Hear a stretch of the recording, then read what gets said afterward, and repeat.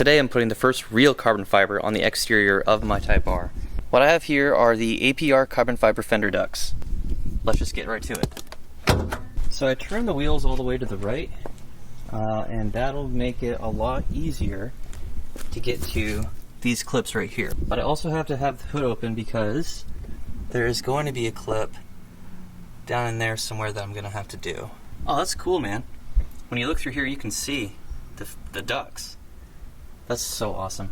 And this also kind of gives you perspective when you look down in here of how much wider the Type R fenders are than the regular Civics. All you're going to need for this install are some very basic tools and pretty much any sort of tape except duct tape, obviously.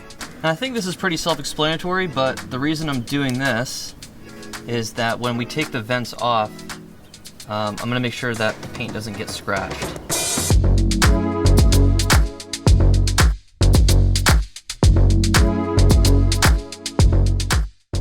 Okay, here's what it looks like. Now that we get the tape all on, it looks like I'm gonna do definitely these. So the first two, those are those types of clips that you just push in. And after you push it in, you can use flathead. Damn, that's a bunch of dirt falling out of there. Holy shit. What kind of a clip is that? It's like, it's a square. Then we have two screws down here. Man, this brings me back to the old days, boys. You guys remember that video where I installed the Acuity cold air intake on my 9th gen? And then I forgot to put all the stuff back in the fender liner and it fell out when I was driving. And I ran over it. Good times. If you pull this back, you're gonna see a little screw right there that you have to take out. There we go. Oh, that's a short screw. Alright, next up, we come up over the top of the car, and I'm going to zoom in. That clip right there is what we need to take out. So, I mean, I'm going to have to use a flathead. Okay, I popped it. Let me show you what it looks like now that I popped it. Looks just like that. Oh, easy. Easy peasy, guys. Okay, I've seen people do this part different ways. I think what I need to do is pop out the top first. So it's a good thing I taped off my door. Okay, the top is out. That's what it looks like now. Oh. Okay. This is a pain in the ass, kind of. Maybe if I open my door a little bit. Oh, yeah. And, oh, that's just dirt.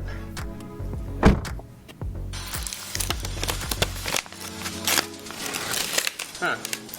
I guess the only two things really holding this in are that little tiny screw inside the fender liner and then the clip on top will go into here. Look at that though. That looks so nice. Personally, I don't really care for the idea of putting like overlays on your car. I would rather have like real carbon fiber replacement parts. And also the reason I chose APR over Sabon is because I've heard from a lot of people that the Sabon fitment is not very good. Okay, let's rock and roll, boys. So the stock one bent. This one doesn't bend because it's not plastic. So I'm definitely gonna have to open the door. It actually is in the instructions that you need to open the door to get this in.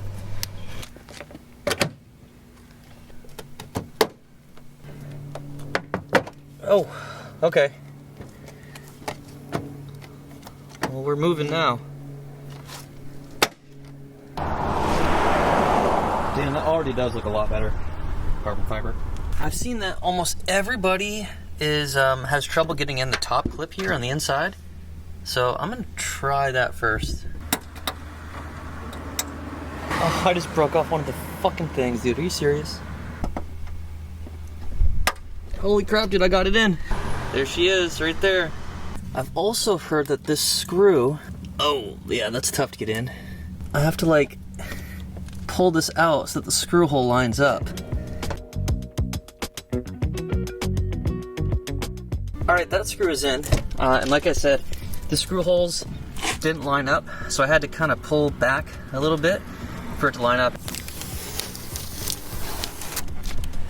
Nice. I love it. On to the second one we go.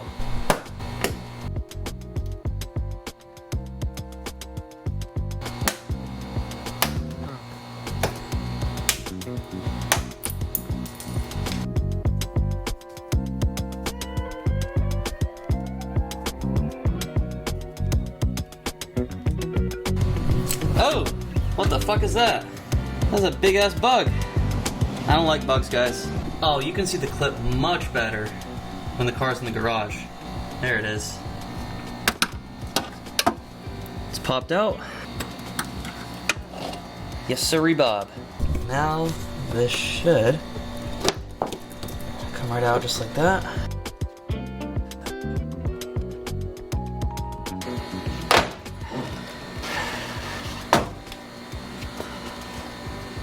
Damn, still nicked my fucking door. Okay. It's just like plastic, it didn't scratch. Here's a little tip to you.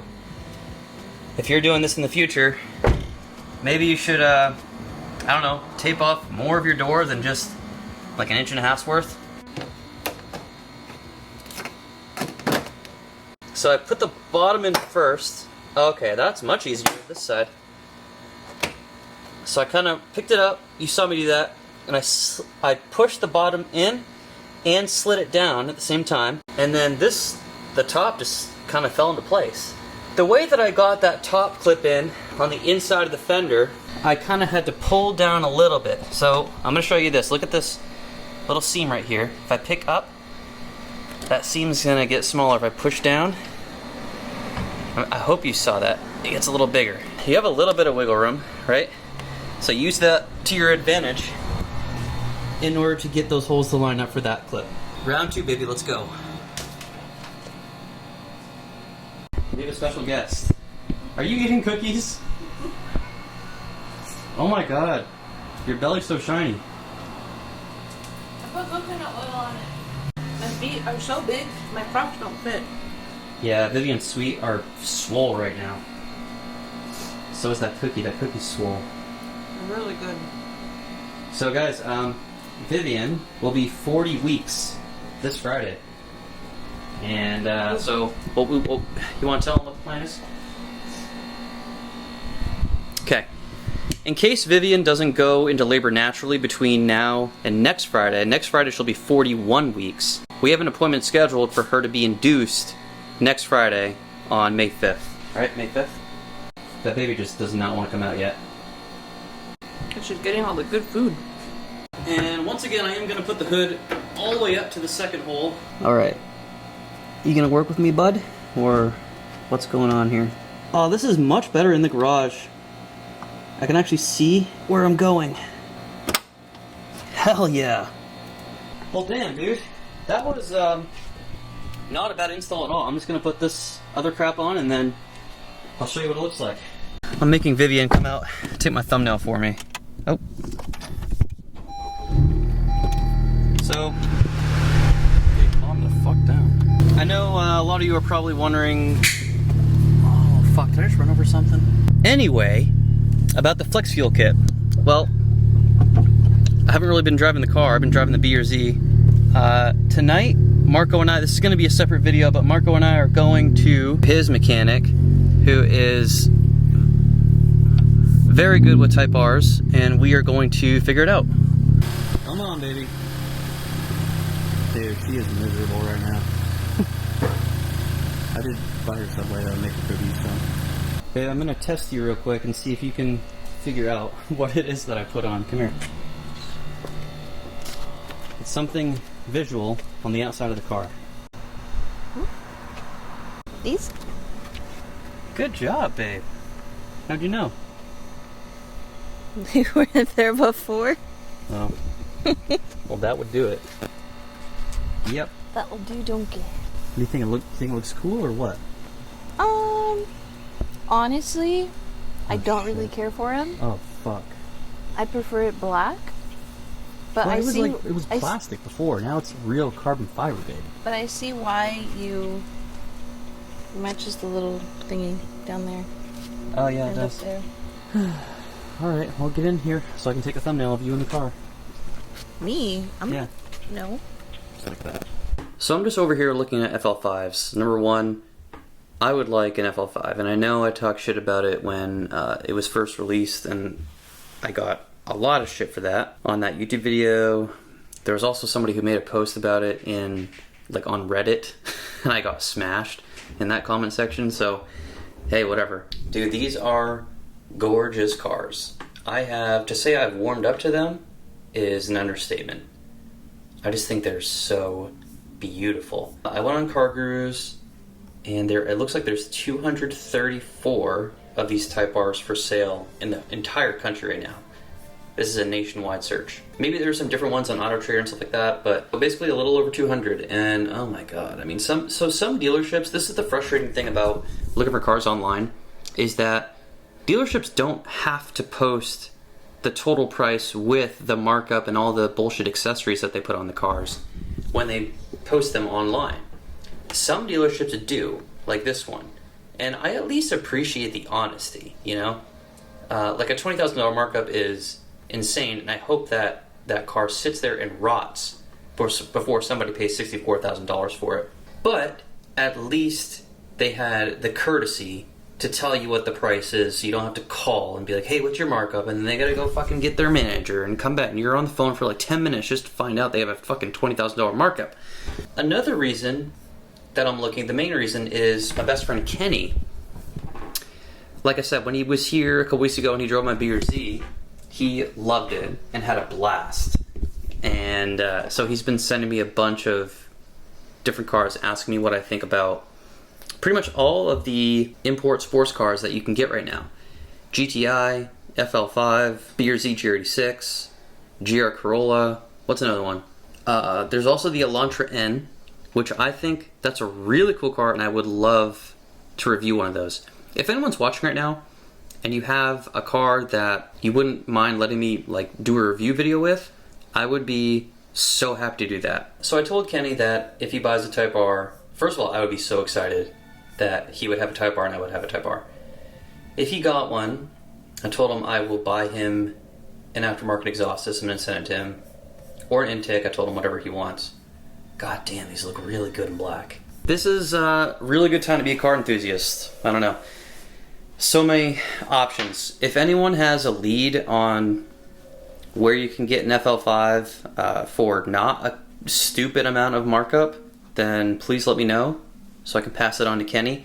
I honestly don't think I could afford one right now. I just don't. I mean, my Type R, I paid MSRP. It was $42,000 out the door. So MSRP, tax, title, registration, 42 grand. Like, that's the cheapest you can get a Type R. Maybe there were a couple people who got FK8s for less than MSRP, but I would like to see proof of that. That seems ridiculous. And it's not like, and don't get me wrong, I'm not trying to play a game of like who can get the car for the cheapest because you have bragging rights. It's not about that. It's about resisting these fucking dealerships charging these crazy markups, taking advantage of the supply and demand, stuff like that. But as long as there are rich assholes who are going to pay these markups, then they're probably never going to go away.